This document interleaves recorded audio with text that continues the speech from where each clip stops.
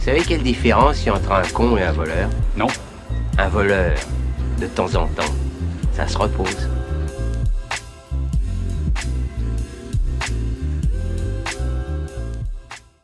Salut tout le monde et bienvenue sur l'écran fou. Et aujourd'hui, sortie du dernier film Warner DC avec Shazam 2, La Rage des Dieux.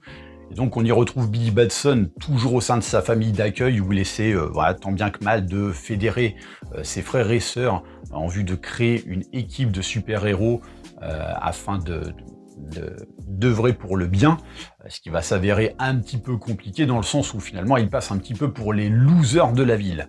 Mais hélas, la menace gronde puisque les filles du Titan Atlas débarquent dans d'autres mondes pour récupérer leur pouvoir qui leur avait été autrefois retiré afin de se venger.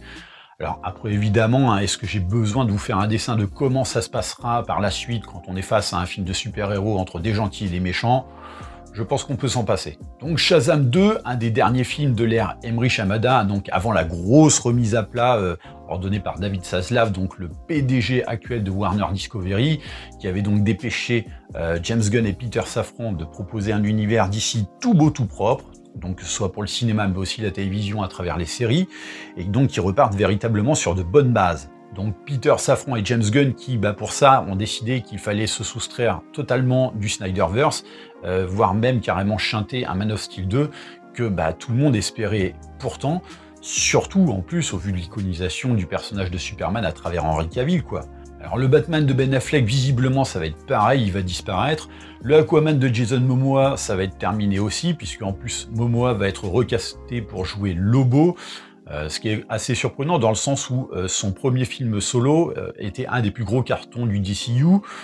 Mais ceci étant, pour tempérer un petit peu, faut se dire qu'à l'heure actuelle, il y a quelques bruits de couloir qui circuleraient sur le fait que le deuxième opus d'Aquaman serait visiblement catastrophique. Et puis bon, évidemment, on attend le spin-off de Flash pour savoir à quelle sauce ce personnage peut être mangé et comment va s'orienter cet univers. Donc au final, il y a bien que Wonder Woman qui est passé entre les mailles du filet et Shazam, ce qui laisse un petit peu songeur quand on connaît justement le résultat sur le dernier film de Wonder Woman et donc le premier opus de Shazam. D'ailleurs, vite fait que je vous file mon ressenti sur le premier opus. Pas grand chose, si ce n'est d'avoir osé la prouesse et l'audace de proposer un film qui est fait ni plus ni moins que pour la population mise en avant dans le film Idiocratie, ou alors pour des gamins de 8 ans tout au plus, quoi. Donc ça passait totalement à côté du sujet du dilemme de l'âge, quand par exemple un film comme Big avec Tom Hanks était capable de transcender justement cette situation, notamment via une histoire d'amour impossible. Shazam, lui, il proposait quoi? Pas grand-chose, si ce n'est de dépeindre une pseudo-esquisse où les travers liés à l'âge justement finissaient en ressort humoristique via de la boutade, mais d'une beaufitude absolue, le tout agrémenté d'un méchant totalement anecdotique, un spectacle plus pauvre que sa tumeur, et pour aboutir effectivement à un affrontement final totalement foireux qui laissait virevolter des démons dignes de créatures tout droit sorties d'un épisode de Chair de poule. Donc autrement dit, s'infliger une deuxième dose de Shazam, ça avait largement de quoi s'apparenter à une bonne séance de masochisme. Ouais, visiblement je dois aimer ça, me faire souffrir, puisque j'y suis allé. Bon, après, faut relativiser, à partir du moment où tu as une chaîne YouTube, forcément le but c'est d'aller voir des films pour pouvoir en parler et vous conseiller ou non les films en question. Et donc, qu'est-ce que j'ai pensé de Shazam 2? Non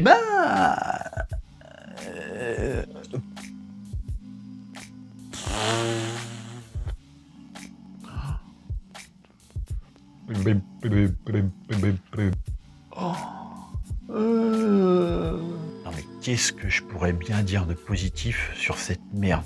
Non mais en vrai, quand on pense qu'ils avaient un univers qui tenait un tant soit peu la route avec le Snyderverse, malgré les défauts qui lui sont propres, mais qui avait quand même son propre ton, on a décidé de tirer un trait sur tout ça pour favoriser un film pour des gamins de 8 ans. Mais vous êtes sérieux, Warner? C'est ça votre optique quand vous décidez de sauver ce héros de l'ancien régime au détriment de ceux qui en valent le plus la peine? Mais bon, qu'on se rassure, le film bide actuellement et espérons qu'il continue à bider parce que justement, c'est tellement honteux de proposer des trucs pareils. Ah non mais attends, ils l'ont baptisé La Rage de Dieu, mais c'est La Rage dedans qu'il aurait fallu l'appeler ce film, parce que c'est autant agréable. Hein. Non mais plus sérieusement, même en y allant, en te disant que tu vas aller voir un bon gros blockbuster des familles et que tu n'auras pas besoin de brancher ton ciboulot, tu sors de là-dedans et tu te demandes ce qui s'est passé pendant plus de 2 heures, quoi. Oui, parce qu'il faut le préciser, cette merde dure 2h10. Mais vous inquiétez pas, on va en parler de ça. Oh, mais alors, putain, mais c'est encore plus débile et nul que le premier opus. Oh, je pensais pas que c'était possible, quoi. C'est-à-dire que, outre le fait que ce soit bas du front, tout est en perpétuelle contradiction dans ce film. Dans le sens où on veut te poser des enjeux forts, une crainte couplée à une situation de détresse, des méchantes très méchantes qui rigolent pas, tu sais, en sachant qu'en plus, bon, dès la première scène, hein, qu'elles sont introduites, et puis vas-y qu'elles déglinguent des tronches et compagnie, hein, donc elles font un carnage. Hein. Mais le problème qu'il y a, c'est que tout ça, ça sert à rien, puisque finalement, le film en lui-même est aussi sérieux qu'un épisode d'American Pie. Donc forcément, il n'y a rien qui fonctionne, parce que toute la tension potentielle est désamorcée par de l'humour de gosse. Donc si t'es vieux comme moi, non, je suis pas vieux, fais gaffe à ce que tu vas dire dans les commentaires, toi, hein.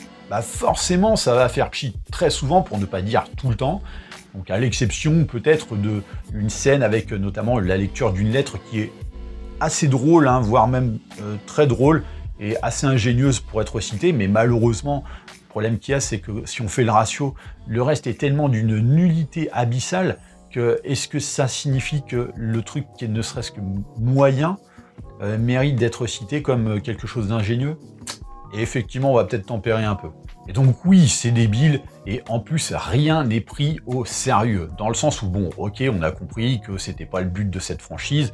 Avec le premier opus, bon, on savait pas trop à quoi s'attendre. Bon, on avait quand même le bénéfice du doute, si tu veux. On pouvait très bien se dire que peut-être ils allaient réorienter le truc pour le deuxième épisode. Bon, bah là, maintenant, on sait que c'est un truc pour adolescents. Mais ce qu'il y a, c'est que même ça prend quand même les adolescents pour des demeurés, quoi. Et alors, le pire de tout, c'est que dans la forme comme dans le fond, rien n'a été traité sérieusement dans ce film, dans sa conception. Tout a été pris par-dessus la jambe. Ah non, mais comme quoi, finalement, c'est pas si simple hein, de prendre tout par-dessus la jambe. Hein. Alors oui, je sais que, bon, David Sundberg, c'est pas non plus le réalisateur de tous les instants, hein, mais là, mais déjà, la mise en scène, mais c'est immonde, quoi. Mais avec en plus un spectacle, mais qui fonctionne pas dans le sens où... déjà, les CGI, ils sont absolument dégueulasses, mais c'est honteux, quoi. C'est-à-dire que même moi, avec mon fond vert, et puis mon petit ordinateur, si tu veux, je fais presque aussi bien en matière d'incrustation. Là, il faut quand même préciser qu'on est face à un film à plus de 150 millions de dollars. Et alors évidemment, sur le fond, bon, ça veut tabler justement dans le thème de la mythologie grecque. Alors ça puise dans un peu tout ce que ça peut, mais sans véritablement le comprendre. Mais surtout, en fait, ça en fait absolument n'importe quoi. Ça mélange tout. Pourtant, il y avait matière à en faire un truc quand même chiadé, en usant potentiellement de certains sous-textes pour expliquer notamment les mots de notre monde, etc. Mais bon, à partir du moment où tu es scénariste et puis tu te pointes sur ce projet-là, tu estimes que finalement le spectateur, il a un QI d'une moule après cuisson, bah, pourquoi te faire chier à écrire un truc qui tienne un tant soit peu la route et qui raconte quelque chose? C'est vrai, quoi, après tout. Du coup, on se permet des facilités scénaristiques grosses comme ma... Enfin bref, de très grosses facilités scénaristiques. Ah non mais je peux me permettre ce genre de vanne. Déjà parce que c'est vrai, et puis ensuite parce que c'est pile poil en concordance avec l'esprit beauf du film, quoi. Tout est dans la contradiction dans le sens où, bon, comme je le disais tout à l'heure, mais là c'est pareil. C'est-à-dire que les personnages finalement déjà ne concordent pas entre eux dans ce qu'ils sont censés raconter, pardon. C'est-à-dire qu'un coup ils vont dire vert, et puis 20 minutes après ils vont dire rouge. C'est comme ça pour leur tempérament, c'est comme ça aussi pour des situations. Tout est traité, mais n'importe comment, comme si effectivement on disait ouais vas-y, tu peux leur balancer ça aux spectateurs, de toute façon ils vont rien comprendre.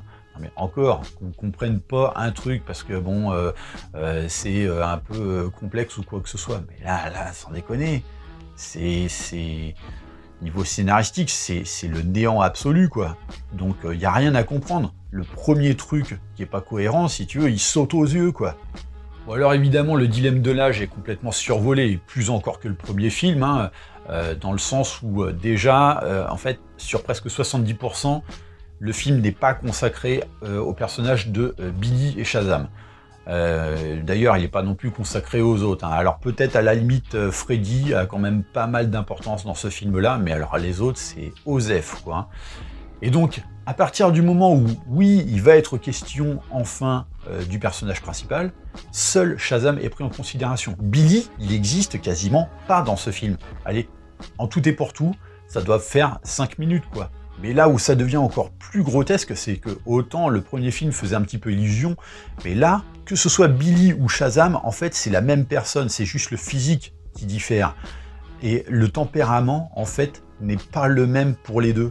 C'est-à-dire que le personnage de Billy Batson, tel qu'on le connaît, finalement, à partir du moment où il est en adulte, c'est plus du tout le même tempérament. Ça ne colle plus, ça ne coïncide plus. Donc, à partir de là, il y a déjà un gros problème, quoi. Et puis, bon, Zachary Levi, au secours, quoi. Mais alors, concrètement, s'il n'y a rien qui va dans ce film, c'est quoi qui justifie la durée, quoi? Parce qu'on parle quand même d'un truc de 2h10, bordel. Bah déjà, faut se dire que la gestion chronologique est absolument épouvantable. Donc forcément, on va te rallonger le truc inutilement. Ah non, mais j'ai rarement vu un truc aussi... Non mais... C'est-à-dire que, par exemple, à un moment, nos héros se barrent parce qu'ils sont talonnés par un dragon qui les suit. Ok, très bien. Du coup, ils décident d'aller chercher leurs parents pour les mettre à l'abri. Ok, pas de problème. Et là, en fait, au moment où ils se pointent devant eux, ils ont le temps de se taper une bavette pendant 3-4 minutes, tu sais, alors pour leur expliquer que, ouais, vous savez, vos enfants adoptifs, et finalement, c'est les super-héros de la ville, quoi. Alors que la scène précédente, le dragon, il était 10 mètres derrière eux. Donc, qu'est-ce qui s'est passé? Qu'est-ce qui s'est passé? Le dragon s'est arrêté parce qu'il avait un caillou dans une chaussure, il avait besoin d'aller aux chiottes. Qu'est-ce qui s'est passé pour justifier que finalement, il était à quoi? Il était à 2 secondes d'eux, et puis la scène suivante, il est à 4 minutes de distance, quoi. Mais tout est comme ça, tout est traité de cette manière. D'ailleurs, à partir du moment où une scène, en fait, va se concentrer sur un personnage, ou un contexte, ou une situation, tout le reste est mis en stand-by. C'est hibernation générale. Et alors, pour te dire à quel point c'est vrai, c'est que, involontairement, le film l'image parfaitement, avec notamment la scène du dragon que je citais, puisque, en gros, alors la ville, elle croule sous le chaos, tu sais, et puis il y a la menace d'une colère divine qui lui tombe dessus. Donc, je sais pas, moi, les parents adoptifs de Billy, ils pourraient quand même s'inquiéter de se demander où sont passés leurs gosses, tu vois. Eh ben non, en fait, ils étaient en train de pioncer, mais littéralement. Et le pire que tout, ils pionçaient en pleine journée, quoi. Ah non, mais je pourrais en faire un spoiler fou de ce film, tellement c'est un florilège, quoi. Et donc, on te remplit ces 2h10 de scènes qui s'enchaînent à fond les ballons, et vas-y, que je te fais du bon gros remplissage des familles, genre, un coup, les ennemis, alors elles veulent mettre la main sur une pomme un petit peu particulière. Alors, je veux pas spoiler, hein, évidemment, mais en gros, ça se résume à ça. Elles la cherchent, elles la trouvent, et puis elles la perdent, et puis elles la retrouvent, et puis... Enfin, vous avez compris le délire? Eh bien, dites-vous que ce film, en fait, est basé sur ce délire 2 fois. C'est-à-dire une fois pour la pomme et une fois pour un putain de bâton magique, quoi. Et tout le film ne se résume qu'à ça. Ça, et puis une fois au retournement de veste qui est absolument pas cohérent. Également une histoire d'amour totalement foireuse, et puis, mais qui a ni queue ni tête, quoi. En plus d'être limite malsaine, hein, quand on voit comment que ça se passe à la fin. Et puis des discours aussi mielleux que pompeux, mais qui ont aucun putain de sens, comme par exemple le fait que Shazam est censé normalement avoir la sagesse de Salomon, mais sauf qu'en fait, il est bête à bouffer du foin, quoi. Et donc, t'as le sorcier qui lui dit « Oui, mais tu sais, la sagesse n'est pas dans ta tête, elle est dans ton cœur. » Ah non, mais bon, c'est comment se sauver un petit peu le derche comme on peut, mais c'est surtout qu'en plus, pondre des dialogues pareils, quand de toute façon, tout le reste est du niveau, mais même un gamin de 8 ans, il ferait pas un scénario comme ça, quoi. Il écrirait pas un truc pareil. Enfin, franchement, c'est ridicule. Ou alors, niveau acteur, mais bordel, mais qu'est-ce que t'es allé foutre là-dedans, Hélène Mirren? Mais pourquoi t'es allé dans cette galère, quoi? Alors, je sais pas, est-ce que c'est qu'en fait, elle se baladait dans les couloirs d'Hollywood, et puis on lui a dit « Ah bah tiens, vas-y, viens par là, on peut avoir un truc à te faire jouer. » Je sais pas, mais c'est pas possible, quoi. Alors Lucy Liu, j'en parle absolument pas, hein, puisque de toute façon son personnage se résume à quoi, ni plus ni moins que une méchante avec un caprice d'adolescente, hein, ni plus ni moins. Bon, ceci étant, quand tu as ces actrices qui sont censées interpréter les méchantes du film, qui sont issues de la mythologie grecque, enfin issues, c'est vite dit, hein, parce que bon, faut voir ce qui est vrai dans tout ça, et dont les motivations sont là juste pour remplir un petit peu le scénario, parce qu'au final, leur motivation, elles auraient très bien pu faire les choses dès le départ, au bout de 15 minutes de film, c'était réglé, quoi. Mais non, en fait, on surenchérit de plein de trucs pour justifier un petit peu le scénario, et résultat des courses, on en arrive à 2h10 de film, quoi. 2h10 de film, parce qu'elles ont besoin de tel truc pour pouvoir obtenir tel truc, alors que, en vue justement de pouvoir faire tel truc. Mais sauf qu'elles pouvaient faire tel truc avec le premier truc qu'elles avaient trouvé. Ah, tu vois un peu le délire, quoi. Bon, alors les autres acteurs, évidemment, sont dans la continuité de leur personnage d'origine, hein, donc bon, on connaît un petit peu la musique, là-dessus, il n'y a pas trop arnaque sur la marchandise. Et puis la grosse évolution, c'est Jimou Nunsu, qui, effectivement, a énormément changé par rapport au premier opus, et qui est réduit en peau de chagrin. Oh, mais c'est le clown du film, quoi. Et alors, le délire de fin, t'as l'impression qu'en fait, c'est un proxénète, quoi. Et puis alors, les références, ou les non-références, hein, puisque effectivement, dans Shazam 1, déjà, c'était pas mal le cas. Mais ici, oh, mon Dieu, entre le Superman d'Henry Cavill, mais qui est littéralement effacé de l'équation, genre, il a jamais existé, hein, mais à un niveau de foutage de gueule qu'on avait rarement atteint. Hein. Wonder Woman, j'en parle pas. Et alors la scène post-générique, mais est tout simplement un gros doigt d'honneur fait à l'univers autrefois bâti par Zack Snyder et à ses fans. Hein. À la limite, bon, vous savez quoi, il y a peut-être un truc qui est sympa, c'est le générique de fin. Donc qui est voilà un petit mélange de goodies, un petit peu dans l'esprit de ce que James Gunn fait, notamment avec les Gardiens de la Galaxie. Donc ça c'est plutôt sympa, il y a plein de petits trucs à regarder, il y a des pages de comics, etc. Donc ça, à la limite, c'est plutôt cool. Mais le problème qu'il y a, c'est que ça dure 5 minutes, et que c'est un générique de fin, quoi. Donc, et bah ouais, hein, clairement, hein, si c'est ça, en fait, que Warner a décidé de conserver de l'ancien temps, bah, ça fait peur. Hein. Ceci étant, je les soupçonne finalement de sortir toutes ces grosses daubes là pour justement faire en sorte que bah, quand ils vont balancer un petit peu leur DC Universe Next Generation, bah, même si c'est moyen, ça paraîtra toujours mieux en ayant vu justement préalablement des boosts comme Shazam 2, quoi. Donc c'est peut-être une petite filouterie de leur part pour pouvoir justement nous embrumer la tête. Mais c'est vrai que d'un côté, quand on se dit qu'à l'heure actuelle, Marvel, à travers la phase 4, n'a fait que de chuter film après film, série après série, au point que bon, ils sont dans une situation qui est quand même assez critique. Justement, les gars, chez Warner, c'est maintenant qu'il faut rebondir. Là, il faut vraiment que vous mettiez un coup de collier, parce que vous ne pouvez pas rester comme ça à essayer de sauver les meubles avec des films comme Shazam 2, quoi. C'est pour dire, finalement, vous misez même plus sur Black Adam, alors que même moi, qui n'ai pas forcément tant apprécié Black Adam, j'ai largement préféré, même dans l'humour, quoi. Ça se regardait déjà beaucoup mieux, quoi. Bref, si je peux vraiment vous filer un conseil, n'allez pas voir ce film. Ça en vaut pas le coup. C'est vraiment une insulte à votre intelligence. À mon sens, ne pas y aller, c'est vraiment la seule manière de ne pas cautionner ça. Donc même si vous avez une carte illimitée, n'y allez pas, franchement, vous allez perdre 2h10 de votre temps. Il y a bien mieux à aller voir en ce moment. Voilà, j'en ai terminé pour cette review. N'hésitez pas à laisser des petits commentaires sous la vidéo. Pensez évidemment à la liker et la partager. Abonnez-vous également à la chaîne de manière à vous tenir informé des prochains contenus. N'oubliez pas aussi que vous pouvez me retrouver sur Twitter, toujours sous le nom de l'Écran Fou. Et moi, je vous dis à très bientôt pour une nouvelle vidéo, en espérant que ce soit sur une review d'un film qui sera au moins mieux, mais je pense qu'il n'y a aucune difficulté à pouvoir vraiment faire mieux que Shazam 2. Allez, bye!